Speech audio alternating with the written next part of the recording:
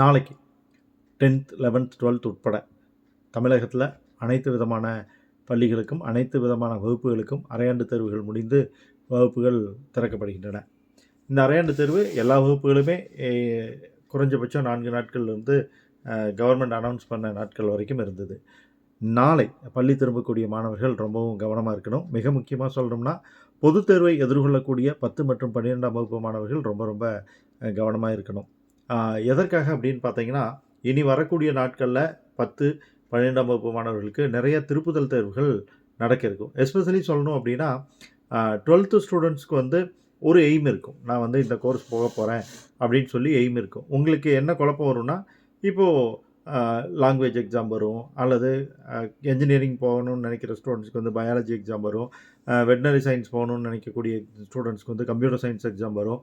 எந்த எக்ஸாமுக்கு படிக்கிறது அப்படிங்கிற குழப்பம் இருக்கும். நீங்கள் சப்ஜெக்டில் எந்த அளவுக்கு தரோவாக இருக்கிறீங்க அப்படிங்கிறத பொறுத்தது தான் எந்த சப்ஜெக்ட்டுக்கு நீங்கள் எப்படி ப்ரிப்பேர் பண்ணணுங்கிறத பொறுத்து இருக்குது. நீங்கள் என்ஜினியரிங் தான் போக போகிறீங்க, உங்களுக்கு வந்து தமிழ், இங்கிலீஷ், பயாலஜி அல்லது கம்ப்யூட்டர் சயின்ஸில் நல்ல மார்க் வரும், அல்லது ஓரளவுக்கு மார்க் வரும். ஆனால் மேத்ஸ், ஃபிசிக்ஸ், கெமிஸ்ட்ரி வந்து கட் ஆஃப்க்கு இன்னும் கொஞ்சம் தடுமாற்றமாக இருக்குது, 180க்கு மேலேயோ 190க்கு மேலேயோ 200க்கு 200 எடுக்கிறதுலையோ சிரமமாக இருக்குது அப்படின்னா நீங்கள் அந்த சப்ஜெக்ட்டுக்கு கான்சன்ட்ரேட் பண்ணி படிக்க வேண்டியிருக்கும். ஸோ இந்த லீவ் முடிஞ்சு நீங்கள் போகும்போது உங்களுக்கு நடக்கக்கூடிய ரிவிஷன் டெஸ்ட் வந்து உங்களுக்கு ஒரு உத்வேகத்தையும் கொடுக்கக்கூடியதாக இருக்கும், ஸ்பீட் பிரேக்கராகவும் இருக்கும். நீங்கள் வந்து தெளிவாக முடிவெடுக்கணும். எந்த பாடத்தை படிக்கணும், எந்த பாடத்துக்கு மார்க் அதிகப்படுத்தணும் அப்படிங்கிறது எல்லாம் தெளிவாக முடிவு பண்ணி அதற்கு தகுந்த மாதிரி ஸ்கெட்யூல் போட்டு படித்தீங்கன்னா உங்களுடைய மதிப்பெண்கள் வந்து நல்ல விதத்தில் என்க்ரீஸ் ஆகும். 10ஆம் வகுப்பு மாணவர்களுக்கும் அப்படி தான். இந்த அரையாண்டு தேர்வு முடிவுகளை வச்சு நீங்கள் முடிவெடுக்கலாம். ஓகே, என்னுடைய மதிப்பெண்கள் வந்து இப்படி வந்திருக்கு, நான் இன்னும் இந்த பாடத்துலலாம் கூடுதல் கவனம் செலுத்தணும், அந்த பாடங்களில் எந்தெந்த பகுதிகள் வந்து எனக்கு சிரமமாக இருக்குது அப்படிங்கிறதையெல்லாம் நீங்கள் தெளிவாக தெரிஞ்சுக்கிட்டு அதுக்கு தகுந்த மாதிரி படிக்க ஆரம்பிக்கணும். நாளை விடுமுறை முடிஞ்சு நீங்கள் பள்ளிக்கு போகும்போது உங்களுக்கான விடைத்தாள்கள் எல்லாமே வழங்கப்பட்டு உங்களுடைய மதிப்பெண்கள் எல்லாமே தெரிய வந்துடும்.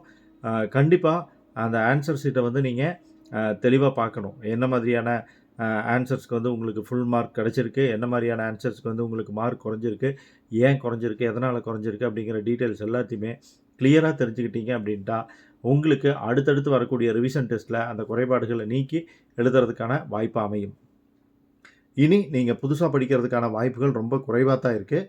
ஏன்னா இன்னும் 2 மாதங்கள் தான் உங்களுக்கு வந்து இருக்குது. தேர்வுக்கும் உங்களுக்கும் இடையில் ஒரு 60 நாட்கள் தான் இருக்குது +2 மாணவர்களை பொறுத்த வரைக்கும். 10th பொறுத்த வரைக்கும் இன்னும் கொஞ்சம் நாட்கள் கூடுதலாக இருக்குது. ஸோ 10th படிக்கிறதுக்கு கூட டைம் இருக்குது. 12th ஸ்டூடெண்ட்ஸை பொறுத்த வரைக்கும் 2 ரிவிஷன் இருக்குது. இடையில பொங்கல் விடுமுறை வேறு வருது. அதற்கு பிறகு பார்த்திங்கன்னா ப்ராக்டிக்கல் எக்ஸாம் பிப்ரவரியில் நடக்க போகுது.